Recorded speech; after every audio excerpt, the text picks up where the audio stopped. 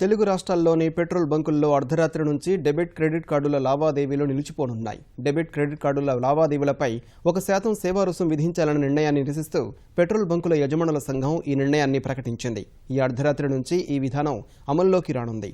కార్డుల చెల్లింపులపై వసూలు చేయాల్సిన అదనపు ఛార్జీలను డీలర్ల నుంచి వసూలు చేయాలని నిర్ణయించడాన్ని నిరసిస్తూ నిర్ణయం తీసుకున్నట్లు పెట్రోల్ బంకుల యజమానుల సంఘం తెలిపింది. ప్రస్తుతం తమకు డీజిల్పై 2.5%, పెట్రోల్పై 3.2% చొప్పున డీలర్లకు కమిషన్ వస్తుందని, అందులో నుంచి అదనపు ఛార్జీలు వసూలు చేయాలని నిర్ణయించడం సరికాదన్నారు.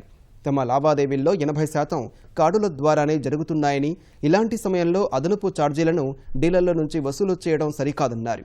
సేవా రుసుం నిర్ణయం వెనక్కి తీసుకునే వరకు సమ్మె ఆపబోమని తెలిపారు.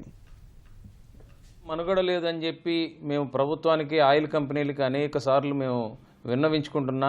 మా డీలర్ మార్జిన్ దాదాపు 2.5 మధ్య ఉన్నా ఇవాళ ఒక్కసారిగా 1% సర్వీస్ ఛార్జ్ మా మీద భారం పడటం వలన మేము ఇబ్బందులకు గురవుతున్నాం.